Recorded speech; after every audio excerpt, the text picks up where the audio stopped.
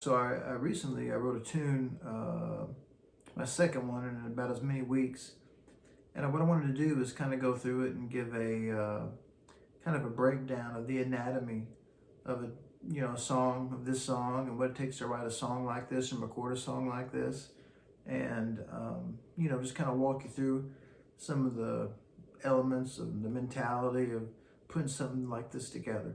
So first, let's just listen to it. I got a reduced score, so you can follow along while it plays.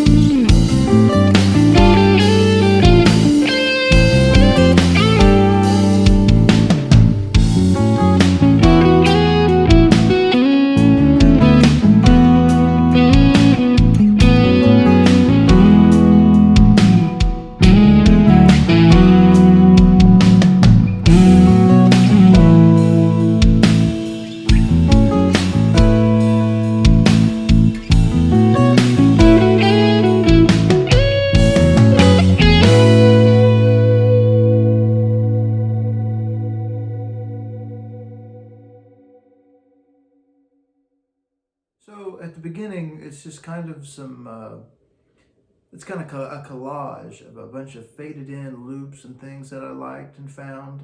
Some of them are in the wrong key, so I used like the pitch bender to move them, in the DAW to the right key that would work. I did that just by, letting it play next to something in the right key and just moving it until it sounded good. I mean, it really wasn't anything technical or anything I had to think about, just moved it until it sounded good. And, a collection of like some reverb heavy guitars, and there's like a octaver with a pitch glide thing in there, and I just kind of put together something that I thought would fade into the beginning of this tune. So the beginning, the rhythm guitar part,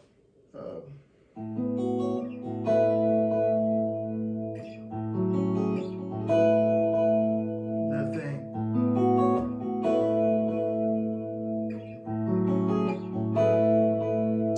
So a couple things about that. This shape that I'm using, it's basically it's a static shape that I'm dragging up and down the neck. And what it is, it's just a series of perfect fifths from the bottom note, all under a A bass note that's open.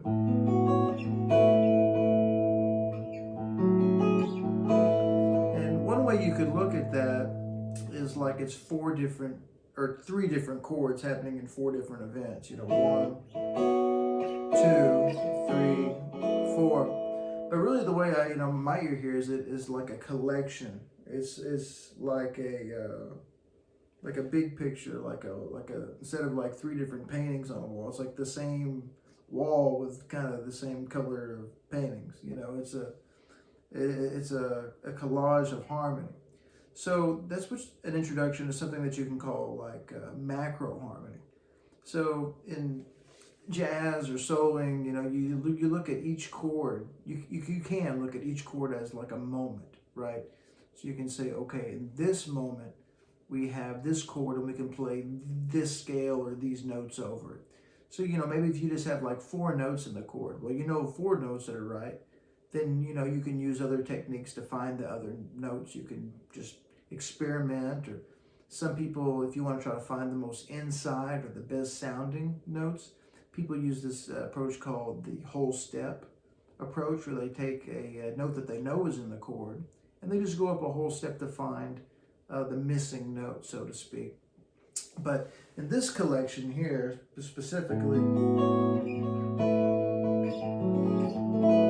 we have 6 different notes, and basically it's like an A major scale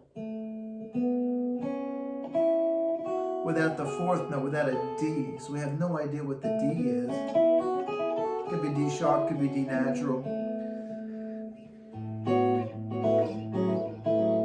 And you'll hear that in some of my soloing choices for this, I ended up using a D sharp. And, it's because I went to the C sharp, the note that I knew I had, went up a whole step. So when you put all that together, the A, the B, the C sharp, the D sharp, the E, the F sharp, the G sharp, and the A, you get something like a A-Lydian mode or A-Lydian sound. It's a mode of the major scale. It'll be like the 4th mode of the E major scale. So that first part is essentially it's ambiguous because we don't have the particular 4th scale degree in the chords. But almost in your mind, you can hear as the sound that needs to belong there, the D sharp, the Lydian mode.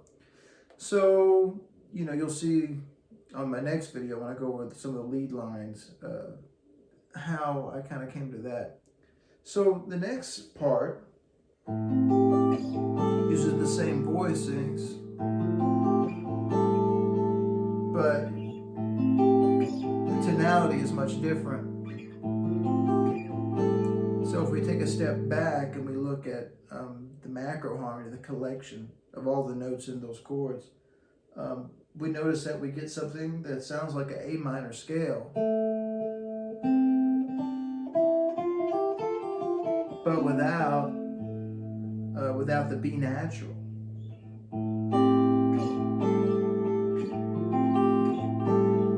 But it doesn't take too much of an imagination to kind of hear that B natural and that G 5 add 9 chord there maybe, or you could say, well, it's the whole step thing, right? It's the whole step above A.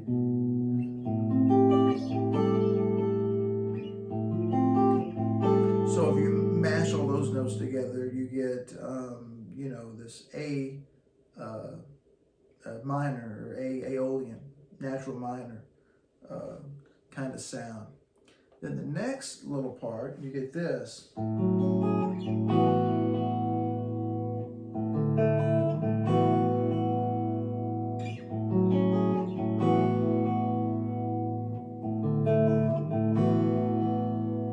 So here it's a, you know, you get the same chord shapes, all stacked fifths above that A bass line.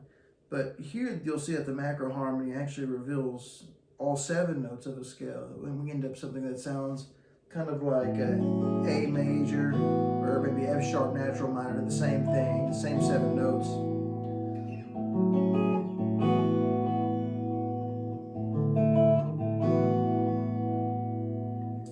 And another technique that I like to think about when I'm working with this material is sometimes when I only have 5 or 6 notes of a scale, and I don't know what the 7th note is, and you can do this with a diatonic 7-note scale, like a major scale.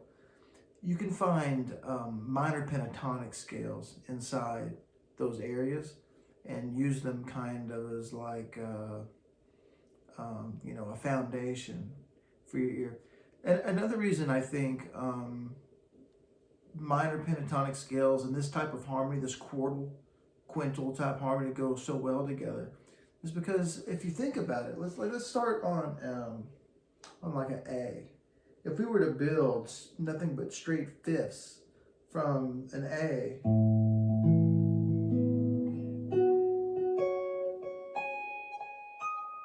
we would get all 7 notes of the A Lydian mode. But before that, if we were to take the first 5,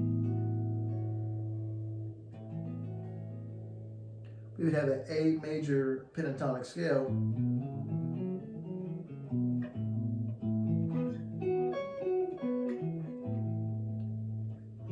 which is the same thing as F sharp minor pentatonic, right? If you were to take everything but the A and start on the E, well, you get the next one. You get C sharp minor pentatonic. And so those 2 scales go together to give you the macro harmony like that first part. Just like you could say like A minor and D minor pentatonic give you the macro harmony of the second one. And like A natural minor, you could say, you know, that would be like a combination of B minor pentatonic, C sharp minor pentatonic, and F sharp minor pentatonic, you know, kind of scrunched together so they can kind of give you jumping off blocks to make sounds for like lead ideas, which will be in the next video. So on part 2, I'll talk about some melodic ideas and lead playing I did.